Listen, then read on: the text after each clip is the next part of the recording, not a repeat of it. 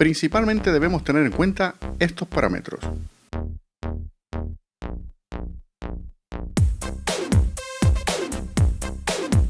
Últimamente se ha puesto muy de moda grabar vídeo con cámara DSLR o cámara de foto digital. Y bueno, no es lo mismo que grabar con una cámara profesional de televisión, pero sí te da un aspecto cinematográfico, te da ese look de cine que a veces buscamos, y para determinadas producciones, pues sí nos vendría bien utilizar una buena cámara DSLR. Antes que nada, ¿qué significa DSLR? Es decir, una cámara reflex. O sea, que la luz entra en la cámara a través del objetivo y es reflejada en un espejo. ¿Es la cámara ideal para todos los escenarios? Pues no. Teniendo en cuenta que las cámaras de fotos pues tienen una serie de defectos comparados con una cámara de televisión, como es por ejemplo una limitación de tiempo en la grabación, el aliasing, el efecto moiré, y que el audio se debe grabar en un doble sistema. Que aparte de eso, el zoom, no existe un zoom con apertura constante, sino más bien es manual. Pero el aspecto cinematográfico, ese look que estamos buscando en algunas producciones, como pueden ser cortometrajes, videoclips o incluso spot publicitarios, pues se consigue con una cámara DSLR. ¿Cuál puede ser otro de los inconvenientes? Pues que para que una cámara de fotos sea cómoda para grabar vídeo, debe estar acompañada de una serie de elementos que nos facilite trabajar con ella. Como un buen soporte para el hombro, un anillo de enfoque para el enfoque fino, un buen micro externo,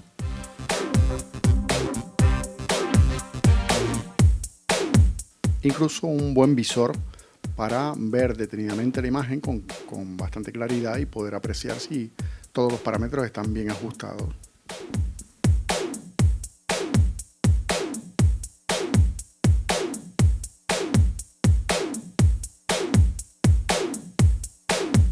Bien, lo primero que vamos a tener en cuenta a la hora de grabar con una cámara DSLR el vídeo es la resolución. En la resolución vamos a ver el tamaño de pantalla en píxeles. Nosotros trabajamos en Full HD, aunque también existe la posibilidad de HD o incluso en inferiores. Dentro de estas opciones también tenemos el PAL y el NTSC. El PAL es el sistema europeo. O sea que si estamos en Europa seleccionaríamos PAL. Los frames por segundo, los FPS. El estándar es 25 en el sistema PAL. 50 o 60 se utilizan para obtener más imágenes por segundo y así podemos conseguir una buena cámara lenta, por ejemplo. El obturador es fijo porque depende de los frames por segundo que seleccionemos. Aquí entramos en la regla de los 180. Es decir, que el obturador debe tener el doble del número de frames por segundo. Esto es fácil de explicar. Si hemos puesto 25 fotogramas por segundo o frames por segundo, deberemos seleccionar 50 en el obturador. Si estamos trabajando con 30 fotogramas por segundo, frames por segundo, en el sistema NTSC americano, por ejemplo, el obturador debería tener 60. ¿Por qué usamos la regla de los 180? Si le ponemos menos del doble, los objetos en movimiento dejan un rastro a su paso. Si ponemos más, genera el efecto staccato, que es ese que se utiliza en las escenas de acción, que es una imagen casi estroboscópica, entrecortada.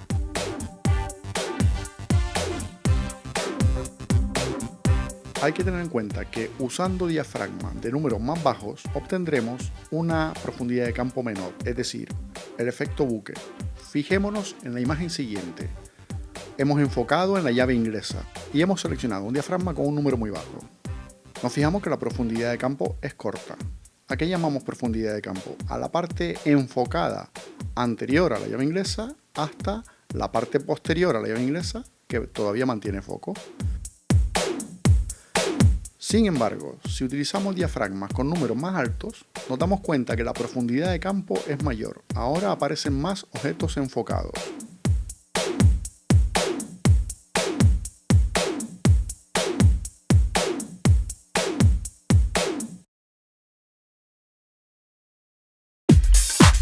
Hablemos de la ISO. Al igual que en fotografía, varía la velocidad a la que reacciona el sensor una vez expuesto a la luz.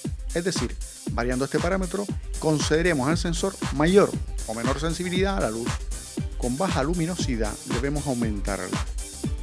Al aumentar más de la cuenta, obtendremos ruido, con lo cual no hay que abusar de las ISO.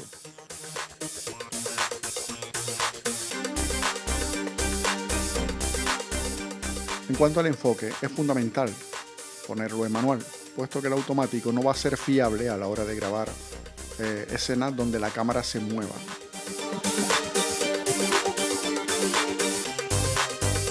En cuanto al audio, yo recomendaría que pusiéramos la limitación de audio automática, puesto que en manual necesitaríamos ayuda, necesitaríamos un técnico de sonido que estuviera monitorizando el sonido en todo momento y controlándolo. Es fundamental utilizar un micrófono externo a la hora de sincronizar luego con ese otro sonido que habremos grabado en otro sistema. Puede ser una grabadora digital, puede ser un móvil o puede ser cualquier otro sistema digital. Lo siguiente sería el balance de blancos. El balance de blancos deberíamos hacerlo manual, puesto que el automático tiende a ser no fiable.